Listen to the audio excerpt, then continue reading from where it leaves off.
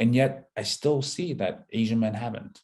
And I think that's kind of a pity, because I'm like, wow, like this is kind of a shame that people don't see Asian men as the time to shine in the media as a person who can be a sex appeal.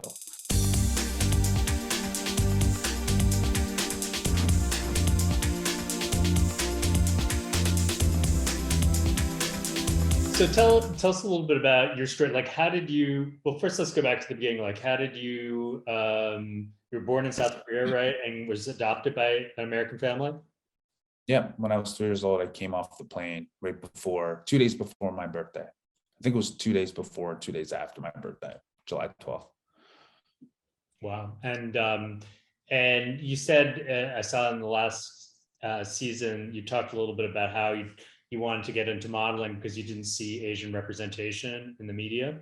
Yeah, I know it sounds really cliche-ish now, especially with the whole representation thing, but that was my whole thing 13 years ago when I started modeling. I wanted to break the stigmatism of Asian men being sexy and appealing to the Western world. And the reason why I chose modeling is because that's the stuff I saw growing up. Front cover magazines, the Abercrombie look. And I was like, why isn't there an Asian guy who's an Abercrombie model, right? Like all those things. And I was like, wow, these girls and these guys literally look up to these models as the male attractiveness. So I went into it hoping to show the world a different outlook of beauty, kind of like how, Big and Plus, LGBTQ, women of color, transgender, like everybody's getting their shine, time to shine. And yet I still see that Asian men haven't. And I think that's kind of a pity, because I'm like, wow, like this is kind of a shame that people don't see Asian men as the time to shine in the media as a person who can be a sex appeal to Western world or movies and cinema and stuff. And so that's something that I think we need to really work on as a community. Yeah. Has the show sort of improved some of the, your prospects in terms of career-wise? Well, dating, definitely. Career-wise, I will say I'm a little disappointed in the things that have happened. Like, this is very controversial, but I feel like if I was any other color than Asian, I'd be on billboards, posters, all that kind of stuff. My social media following would be like 5 times the amount, right?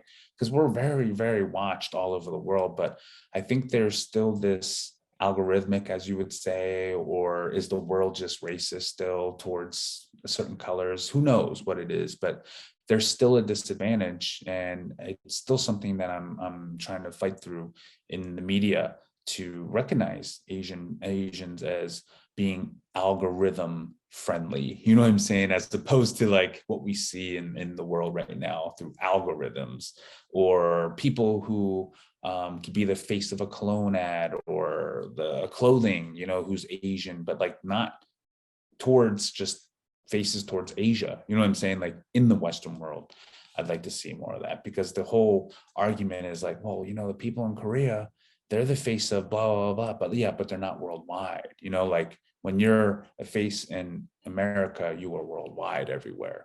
And so that is where there's this acceptance of beauty other than just an Asian male in the Western world. Mm-hmm.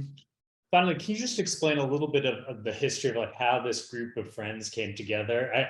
I was like, when I finished season 2, they showed the thing, I think from the beginning, where you're talking about how it's, and I'd forgotten this, about how it's like the real life Crazy Rich Asians, which, which I'm like, oh, that, like you're kind of the narrator of the whole thing, like that. Well, you're kind of the outsider. Yeah, it's funny because I think Kane gets a little bit too much credit for like bringing this all together. It was actually it was pretty much Kelly, actually. I met Kelly before Kane. Kelly introduced us, and in real life, like in my thing, I knew Guy Tang way before everybody else. We never met though, but I've known of him. We've been social media friends for a while, so I knew Guy Tang for a long period of time. But like in that whole core group, I met Kelly first, and then Kelly introduced me to Kane. But I think what it was is like I connected with Kane way quicker and faster than Kelly. Like I hung out with her the most, but it's like, it was more like I met Kelly, quick introduction to Kane, and then me and Kane were like inseparable. So it looked like I met Kane first. Again, it's kind of just one of those things where kind of gets a little bit lost, but like it's somewhat true, you know what I'm saying? Because like he was my first real friend, I would say, in Los Angeles.